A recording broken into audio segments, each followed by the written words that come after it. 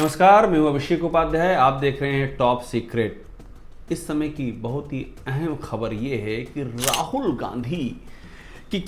गांधी को पता है कि महाराष्ट्र में क्या होने जा रहा है।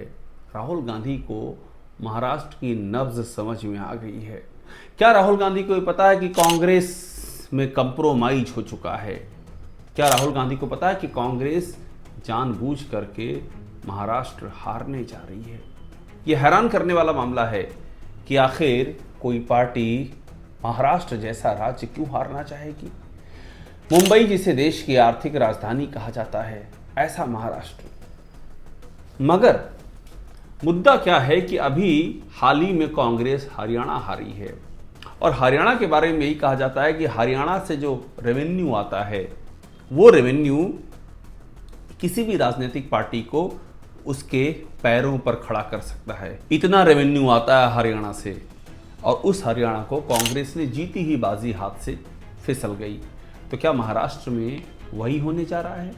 राहुल गांधी को ये कैसे पता है और इस बात का अंदाजा कैसे लग रहा है? और राहुल गांधी को और क्या क्या पता है?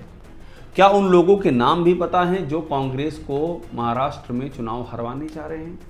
ये सारी बातें चर्चा का विषय बनी हुई हैं और ये सब बात इसलिए उठी कि एक केंद्रीय चुनाव समिति की बैठक थी महाराष्ट्र को लेकर के।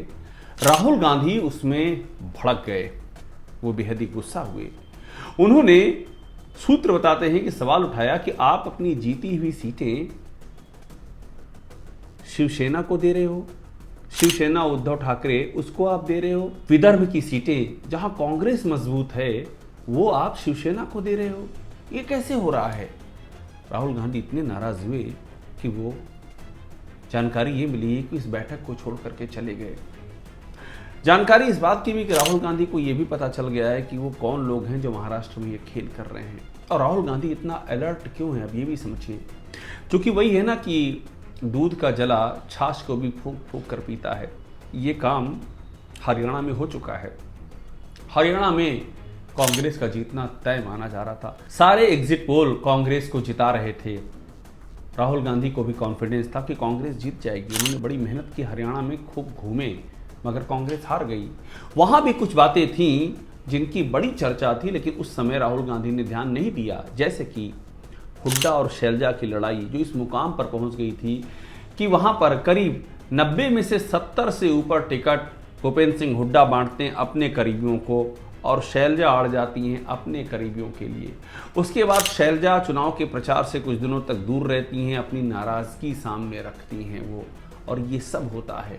और राहुल गांधी को फीडबैक ये दिया जाता है कि इस सब का कोई असर नहीं पड़ेगा, जनता बीजेपी के खिलाफ चुनाव लड़ रही, बीजेपी तो हारने जा रही है। ये फीडबैक राहुल गांधी को माफ़ कीजिएगा हरियाणा में दिया गया था। उनको इस हल्का सा ही भनक लगी थी कि यहाँ कुछ गेम हो सकता है, लेकिन उनको समझा दिया था कांग्रेस के नेताओं ने। इसकी उनको बहुत टीस है।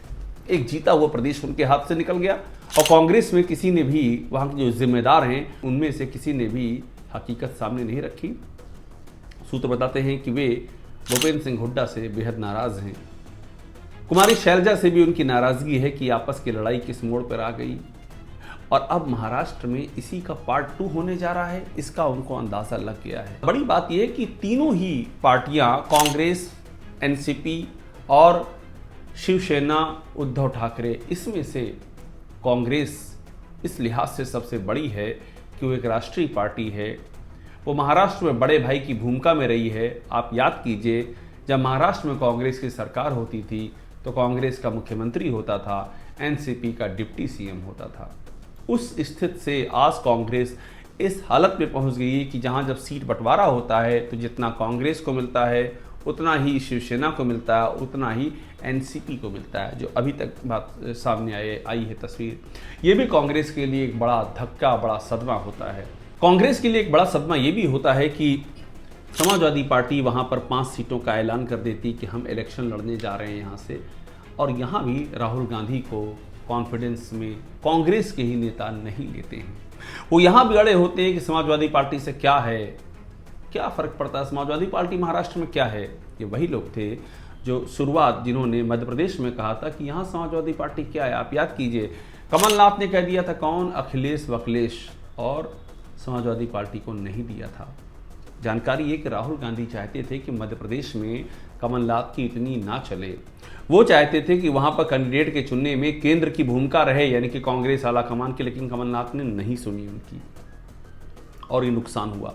राजस्थान की बारी आई तो वहां पर उनकी इच्छा ये थी कि सचिन पायलट और अशोक गहलोत के बीच में एक बराबर का बंटवारा हो, मगर वो भी वहां पर नहीं हुआ और वहां पर भी अशोक गहलोत ने नहीं सुनी। ये सोर्सेज बताते हैं राहुल गांधी की, वहां भी हारी कांग्रेस। राहुल गांधी को दूसरा बड़ा झटका लगा। हरियाणा तीसरा बड़ा झटका लगा और वहां भी यही हुआ कि हुड्डा अड़ गए, यानी कि एक जहां पर कमलनाथ अड़ गए, मध्य प्रदेश की कहानी है, एक जहां पर अशोक गहलोत अड़ गए, ये राजस्थान की कहानी है, और उसके बाद फिर हुड्डा अड़ गए, ये हरियाणा की कहानी है। 3 जगहों पर नुकसान हो गया। राहुल गांधी सब देखते और समझने के बावजूद भी कुछ नहीं कर सके, ऐसा कांग्रेस के सोर्सेज बताते हैं। और अब यही कहानी महाराष्ट्र में दोहराई जा रही है। हाथ में आई बाजी को छीनने की तैयारी है, ये कांग्रेस के सोर्सेज कहते हैं, और कांग्रेस के अपने ही नेता जिम्मेदार हैं। वहाँ पर एक बड़ा कंप्रोमाइज हो चुका है, एक बड़ा खेल हो चुका है। सोर्सेज बताते हैं कि राहुल गांधी को इस खेल की जानकारी मिल गई है। इस बार वे चुनाव हारने के बाद नाराज़गी जाहिर करने के मूड में नहीं हैं।